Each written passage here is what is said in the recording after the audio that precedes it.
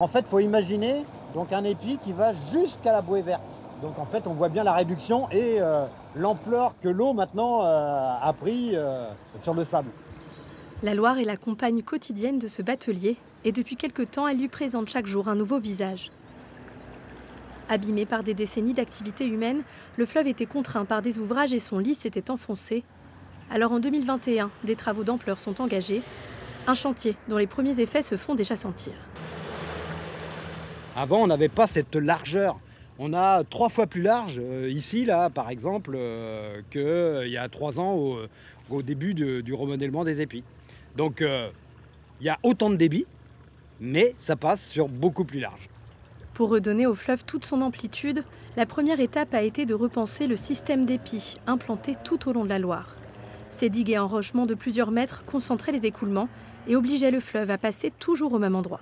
On est venu raccourcir ces épis, les abaisser.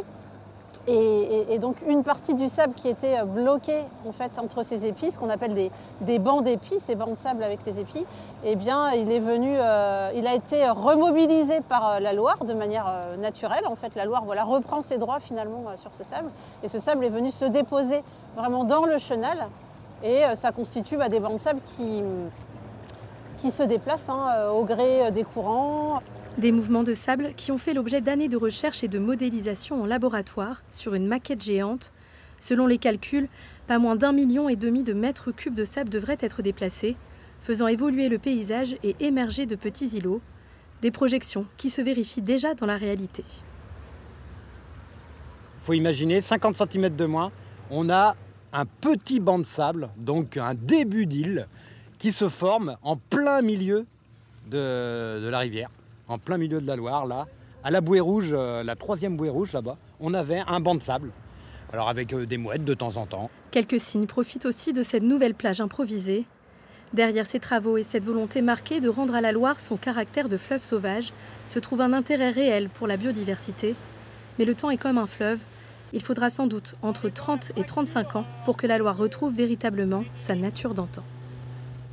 Alors quand on voit ces images de sable, de sédiments dans la Loire, certains pensent peut-être au bouchon vaseux. Expliquez-nous peut-être ce que c'est, Claire-Vie, ce bouchon vaseux. Eh bien Maxime, le bouchon vaseux, c'est en fait un agglomérat de sédiments et de vases. C'est un peu la boue qui se trouve dans l'estuaire de la Loire et également dans ses fonds.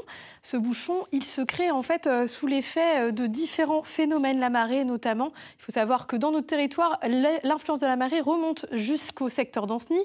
La marée montante, elle pousse les sédiments en amont, même phénomène dans le sens inverse. Et le résultat, c'est que ces sédiments s'accumulent dans une zone tampon et forment un bouchon. Alors, est-ce que c'est grave ? Disons que ça peut être un peu perturbant, c'est un phénomène naturel, mais ça peut asphyxier la faune et la flore et ça peut générer également une eau trouble. Il faut imaginer une flaque d'eau dans laquelle on trouverait de la vase. Et ça a des incidences notamment sur la qualité de l'eau potable qui peut être filtrée depuis la Loire. Je crois qu'on a déjà connu des situations assez critiques à Nantes. Oui, c'était assez tendu. Alors, on n'a pas connu de phénomène de rupture, mais la station de pompage principale du département se trouve à Mauves-sur-Loire. Mauves-sur-Loire, donc, c'est un endroit où on a déjà connu en 2022, au moment de zones d'étiage et de grandes sécheresses, des problèmes de captage. Mauves-sur-Loire, elle alimente 85% des habitants de la métropole nantaise en eau. Et donc, quand l'eau est trouble, c'est plus compliqué de la filtrer. Il peut y avoir des problèmes d'approvisionnement. Et alors Claire-Vie, avec ces travaux, fini le bouchon vaseux ?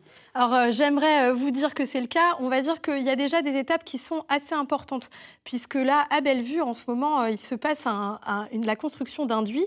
Un duit, c'est en fait une structure en enrochement qui va permettre différents effets, notamment une sorte d'effet barrière. En fait, très simplement, les sédiments vont être freinés, la marée haute également, et le courant va être ralenti, ce qui va mécaniquement permettre de freiner également le bouchon vaseux. Et donc là, problème réglé ? Ça serait bien si c'était aussi simple, mais ça n'est pas une solution miracle, d'autant plus qu'avec les effets du réchauffement climatique, il y a un risque accru avec l'élévation du niveau de la mer. Cet ouvrage, cet enrochement, il pourra être submergé en cas de marée haute. Donc il faut peut-être considérer des travaux également dans la zone de l'estuaire.